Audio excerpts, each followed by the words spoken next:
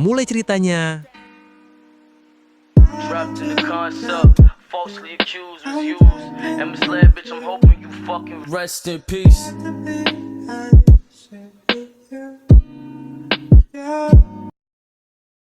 Film berawal memperlihatkan seorang pria berjaket putih berjalan menuju kelasnya yang bernama Yeon Si-un.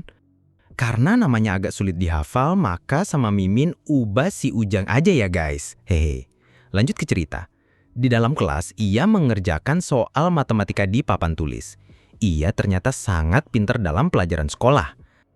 Ketika jam istirahat, teman-temannya asik mengobrol. Tapi tidak dengannya. Ia malah asik belajar sendiri tanpa memendulikan teman-temannya. Keesokan harinya, ternyata si Ujang memenangkan lomba matematika di sekolahnya. Ia mendapatkan peringkat pertama, sedangkan temannya yang bernama John Yong Bin atau kita panggil Bin mendapatkan. Ketika jam istirahat, Bin dan teman-temannya sedang mengerjai teman kelasnya yang cupu. Kejailan si Bin ini ternyata belum usai. Ia melihat si Ujang tengah asik belajar merasa jengkel dan mengatakan orang-orang sangat membencimu, termasuk aku sendiri.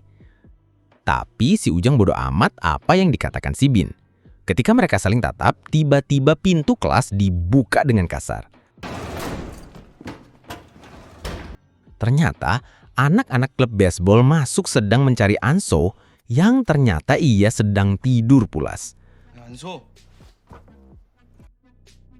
Ketua anak klub itu bertanya kepada Anso apa dia pernah menyakiti teman perempuannya. Tapi jawaban Anso membuat ketua klub baseball itu menjadi marah. Singkat cerita, ketika si Ujang sampai di rumah, papanya mengatakan ia akan pergi selama 2 minggu ke depan dan ayah si Ujang bangga karena si Ujang telah memenangkan lomba matematika. 아들. Di kamar, Ujang ternyata masih terus belajar guys. Gak ada bosan-bosannya nih anak belajar terus. Mimin aja males kalau belajar terus guys. Keesokan harinya si Ujang berangkat sekolah pagi-pagi. Ketika sampai di kelas, ia melihat Anso tidur telentang di atas meja. Ternyata Anso yang datang ke rumahnya untuk mengantar pesanan makanan. Keesokan harinya, kelas si Ujang kedatangan siswa baru yang bernama Bum Seok atau Mimin panggil Nobita. Nah, pas jam istirahat, Ujang acuh tak acuh ke penjual obat-obatan itu.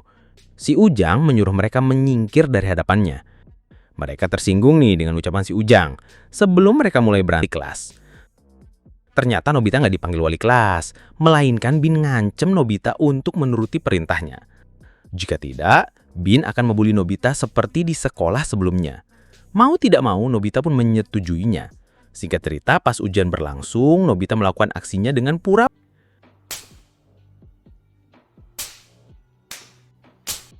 Ketika pas ngoreksi jawaban, ternyata punya si Ujang ada yang salah, sehingga membuat ia sangat marah. Ia tahu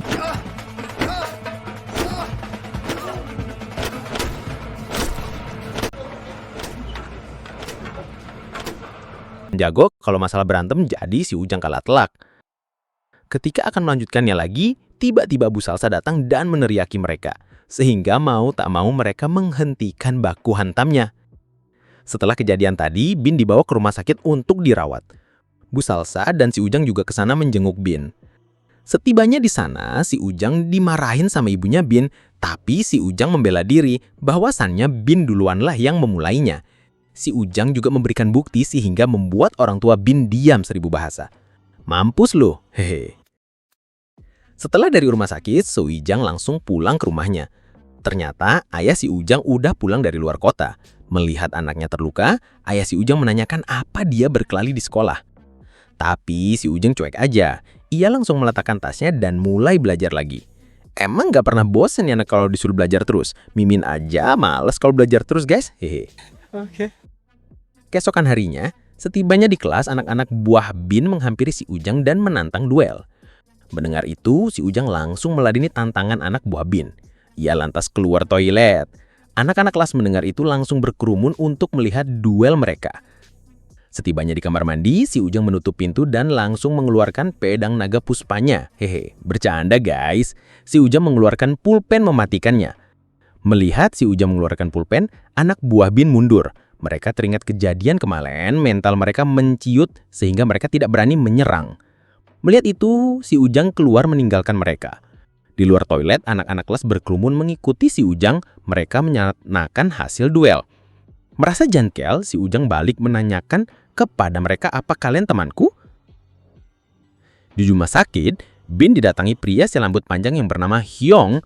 Ia melemparkan kresek hitam yang entah apa itu. Si rambut panjang kemudian menawarkan bantuan, asal Bin mau membayarnya. Balik ke si Ujang, ketika pulang dari les, ia bertemu dengan Anso. Ternyata Anso bekerja jadi tukang antar makanan, guys.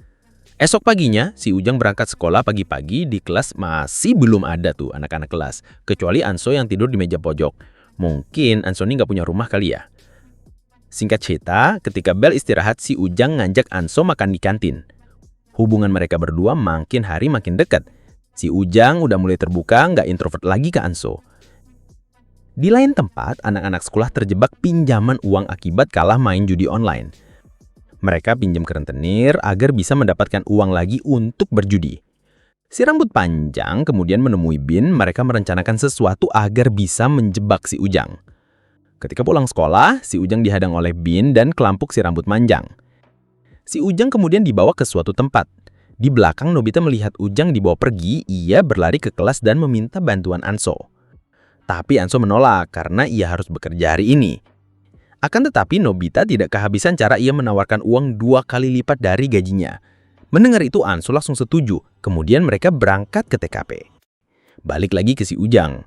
Di sana ia dikeroyok. Dengan cepat si Ujang memperhitungkan strategi bertarungnya, sehingga membuat mereka terkapar.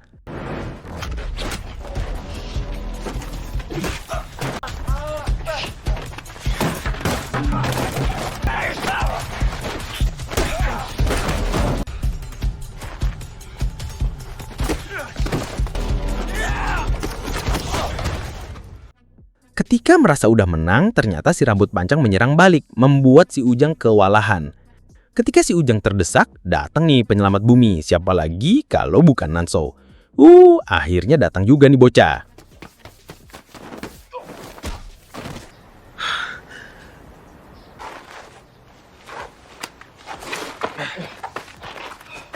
Karena tidak mau berlama-lama di sana, Anso kemudian membawa si Ujang pergi. Akan tetapi si rambut panjang tidak mau mangsanya lepas begitu aja. Kemudian ia menyerang Anso dan terjadilah baku hantam lagi antara Anso melawan si rambut panjang dan si Ujang melawan Bin dan kawan-kawan.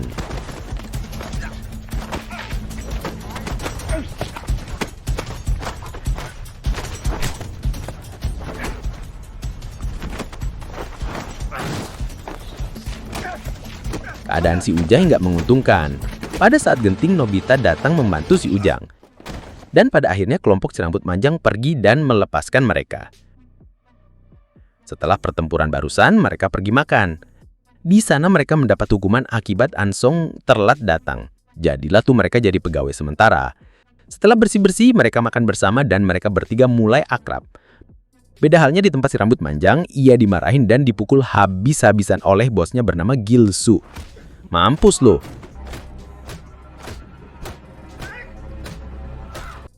Keesokan harinya si Ujang, Anso, dan Nobita bermain bola sodok. Setelah itu mereka kerja kelompok hingga malam. Anso dan Nobita pulang bareng. Sedangkan si Ujang mampir ke toko pembeli buku. Di sana ia bertemu dengan wanita anggota si rambut panjang yang bernama Yang Yi.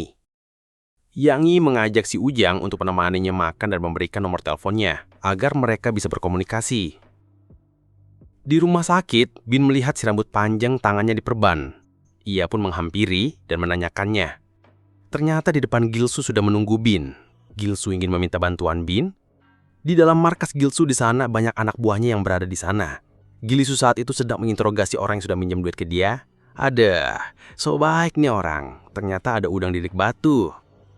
Keesokan harinya Bin beres-beres masukkan semua bukunya ke dalam tas. Ia di drop out lantaran diketahui mempunyai narkoba. Sebelum pergi, Bin menghampiri si Ujang. Ia meminta si Ujang mengatakan narkoba itu bukan miliknya. Karena kasihan, akhirnya menyetujui untuk membantu Bin. Ketika sampai di tempat, ternyata Bin membohongi mereka. Ia membawa mereka menemui Gilsu dan komplotannya. Gilsu memperas mereka agar memberikan uang 15 juta won dalam kurun waktu 3 hari. Jika tidak, ia akan membunuh mereka bertiga. Dalam kurun waktu ini mereka bertiga dihantui terus-menerus siang malam. Ketika si Ujang pulang ke rumah, ia menelepon Yang Yi meminta untuk ketemuan. Setibanya di sana, si Ujang menyerahkan latar belakang Gilsu. Ternyata Gilsu bekerja sama dengan pemilik judi online. Ketika si pemain kalah, maka Gilsu akan berburu hatu memberikan pinjaman ke pemain. Jika tidak bisa melunasi hutang mereka akan dibunuh atau menjadi anak buahnya untuk mengedarkan narkoba. Di sekolah, si Ujang, Nobita, dan Anso merencanakan untuk menangkap Gilsu. Mereka berencana melapor polisi. Sebagai umpan, Anso berencana akan pergi ke markas Gilsu sendirian. Di markas Gilsu, Anso ketahuan bahwa ia menelpon polisi. Alhasil Anso dipukuli hingga pingsan. Nobita merasa khawatir takut kenapa-napa Anso yang menyusul ingin memberikan uang hasil penjualan jam tangan yang dia berikan orang tuanya.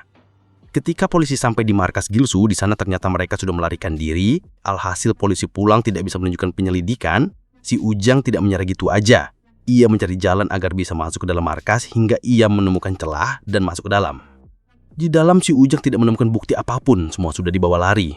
Gimana nih guys? Nobita dan Anso disandera oleh Gilsu, sedangkan si Ujang tidak bisa meminta bantuan polisi karena ia tidak mempunyai bukti yang kuat. Masa si Ujang datang sendiri untuk nyelamati mereka? Aduh, bisa-bisa si Ujang juga nggak selamat nanti guys.